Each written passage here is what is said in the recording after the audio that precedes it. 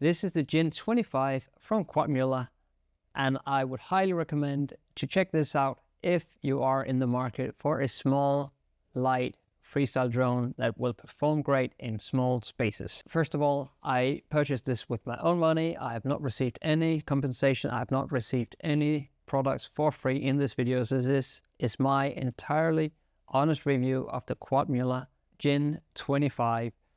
And I gotta say, this has surprised me a lot. This frame comes in at $47 US, and it's not particularly cheap for a drone this size. On top of that, I had to pay import taxes and an additional import fee that we have in our country, which is ridiculous. So it's not a cheap frame for a drone this size. But I gotta say, it has been worth it. There's a lot of space in this little drone. I mean, building a 2.5 inch had me sort of worried, because when I built my 2-inch drone, it was very tight. I had to reroute a lot of wires to make sure that they weren't touching things they were supposed to and didn't hit the propeller and stuff like that.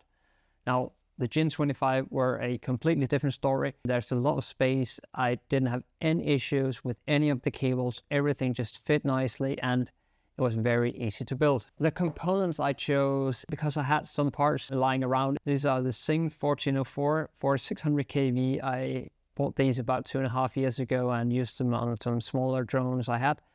And well, I decided to use them on this frame. I could have used a 12x12 mounting option for these small motors, so I could get a bit larger motors, but they do support 9x9 motors only. I also put the O3 in here because I like the image quality, and I got the goggles too, so there's not really a competitor right there. If I were trying to bring down weight, get one of these Cinewhoop kits and bring the weight down a few grams, which is quite a lot on this drone. I also went with a mini stack that is a Diatone Mamba F7 with a Reactor 44.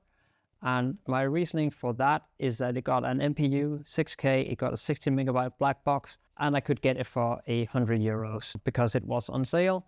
So I went with that one, and I have no complaints there either. I also decided to 3D print all the TPU parts for myself, not because there is anything wrong with the ones they provide you, but simply because I like them orange. I wanted to match my other drones, so I needed to print orange TPU parts. Now, the noise profile is something that I do care about when I'm building drones. I'm not a master builder. I'm not someone who makes sure that everything is perfectly placed or perfectly tied down to make sure there's no noise in the gyro whatsoever.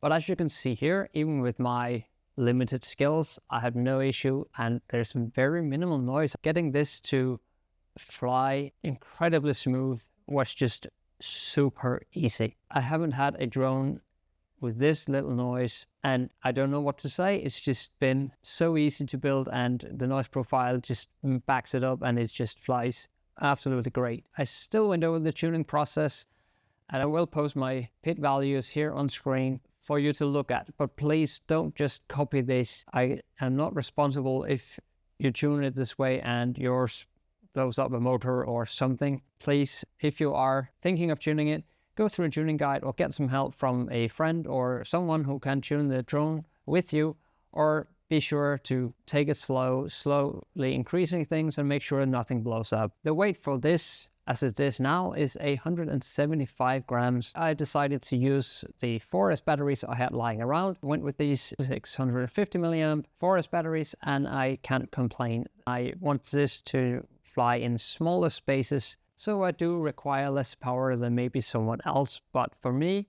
these 4S batteries are more than enough, and I get around 3.5 to 4 minutes on these, depending on how much I push the drone. I might get longer flight times in summer, but we will have to see. Now, flying this, I have a video here where I am flying in the garden, and first you'll see the unstabilized footage where you can see it flies absolutely great. I do use a bit of gyro flow whenever I am recording, just because I want to make sure that if there's some wind or gust or small things, I don't want them to affect my video as much. I would highly recommend to check this out if you are in the market for a small, light freestyle drone that will perform great in small spaces. See you in the next video.